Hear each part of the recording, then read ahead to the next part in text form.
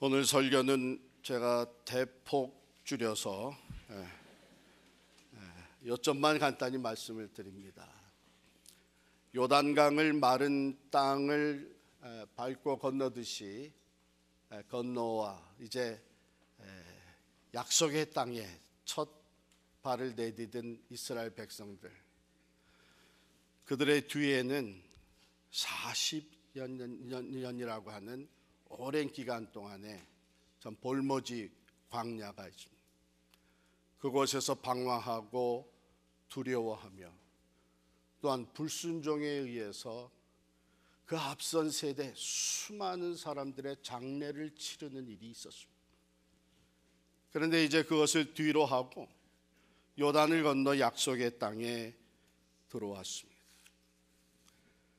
하나님의 놀라운 기적의 현장에 그들이 있었고, 도무지 건널 수 없다고 불가능하게만 여겨졌던 요단을 걸어서 건넜습니다.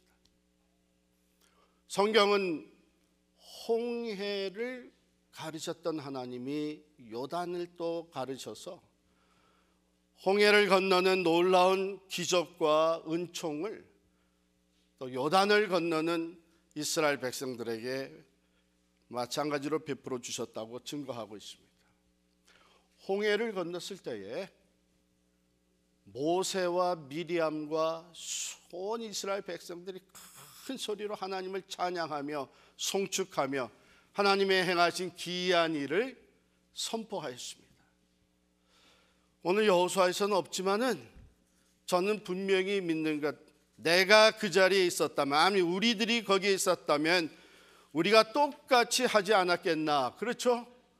이 기적을 경험한 사람들이 가만히 있을 수 있겠습니까? 하나님을 예배하고 기뻐하며 찬양과 노래와 외침으로 힘을 다해 하나님을 높여드렸을 거예요. 그런데 오늘 본문은 우리의 관심을 다른 곳으로 이끌고 있습니다. 아주 중요한 일이 일어났습니다. 하나님께서 요단을 건너온 이스라엘 백성들에게 약속의 땅, 젖과 꿀이 흐르는 가나안 땅에서의 첫 사시간을 맞이한 그들에게 지시한 것이 있어요. 기념비를 세워라. 기념비를 세워라. 여러분, 기념비를 어디에 세웠나요? 아니, 어디에 세웠는가 전에 몇 군데 세웠나요? 역시 우리 필그림 선교교회의 성경 지식은 대단해요. 여러분, 다른 데 가서 물어보면 꽤 많은 분들이 건너와서 한 군데 세운 거 아닌가? 이렇게 생각을 해요. 질문을 내가 이렇게 하니까 몇 군데 세웠냐 그러니까 자신 있게 한 군데라고 답은 못하고, 그거 아닌가? 두 군데 맞습니다. 성경을 한번 볼까요? 여호수아 4장 9절을 한번 보세요. 9절에 보면 우리 같이 읽겠습니다. 시작. 여호수아가 또 요단 가운데 곧 언약궤를 맨 제사장들의 발이 선 곳에 돌 12를 세웠더니 오늘까지 거기에 있더라. 다 건넜습니다. 하나님의 말씀이 여호수아에게 임해서 여호수아가 그 말씀대로 순종해서 각 지파에서 한 사람씩 뽑은 12사람을 다시 요단 한가운데로 보내서 언약궤를 메고 서 있었던 그 제사장들의 발이 서 있었던 그곳에서 돌을 12개를 가져오라 그랬어요. 한 사람이 하나씩 돌을 12개를 가져와서 그날 밤에 유숙할 곳에 두라 그랬습니다. 그리고 또 여호수아가 그 요단 한가운데 제사장들이 발을 딛고 섰던 그곳에 돌 12개를 가지고 기념비를 세우게 했습니다. 이렇게 두 곳에 세웠어요. 하나는 길갈에, 하나는 요단 한가운데. 아니 근데 요단 한가운데가 세워서 뭐해? 물이 다시 합쳐버리게 되면 보이지도 않는 거. 모르는 소리 하지 마세요. 요단이 추수 때는 범람했지만 평상시에는 물이 줄어들어요. 그래가지고 한 2, 3m 깊어야 보통 한 4m.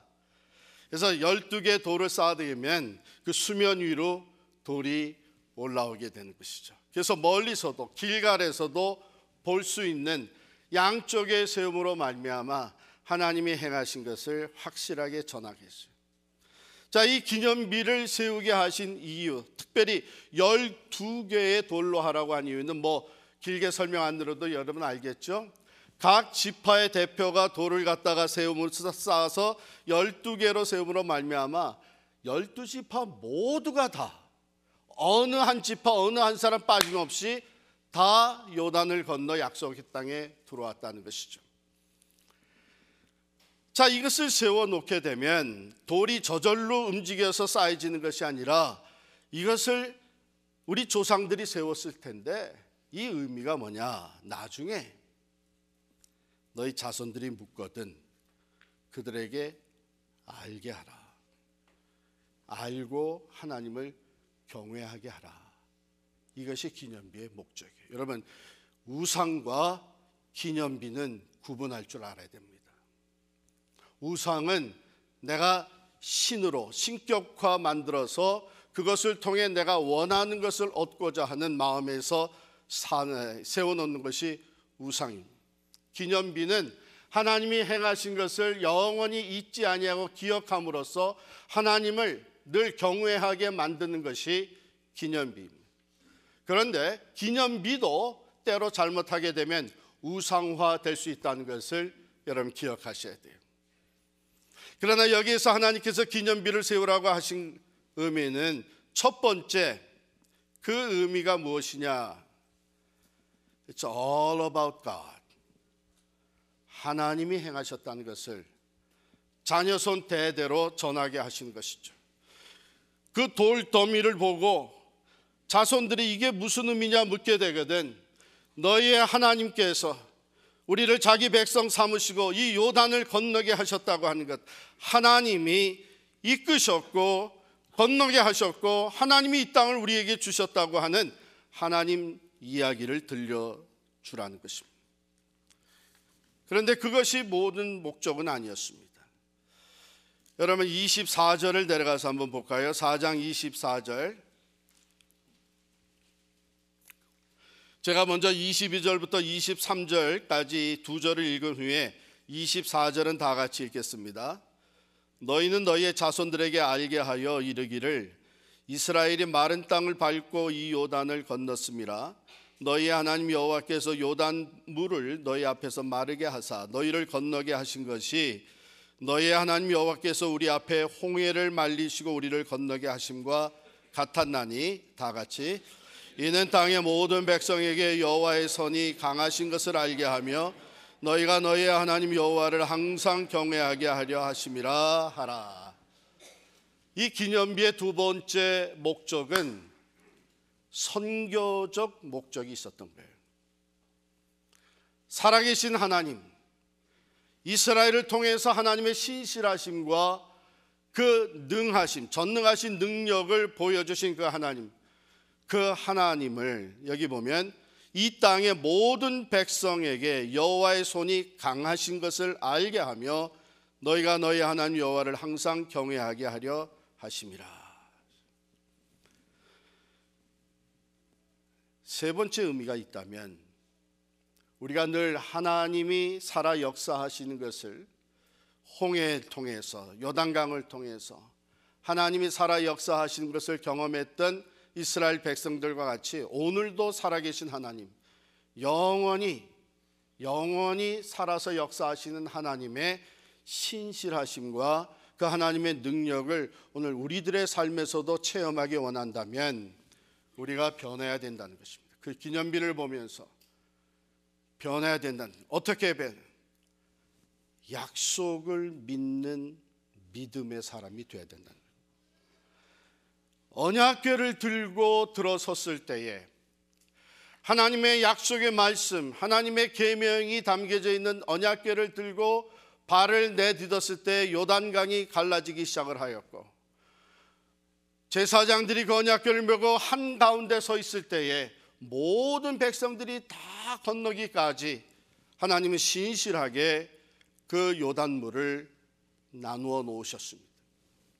그리고 마지막 사람이 거기에 올라가고 하나님이 명령하신 대로 12돌로 기념비를 세우기 위해 단을 쌓고 그 다음에 12개 돌을 가지고 자기들이 유숙하는 그곳에 가두기까지 하나님은 딱 지키시고 신실하게 말씀대로 다 이루셔서 모두가 다 구원을 얻고 그 후에 요단강이 합쳐지게 됐습니다.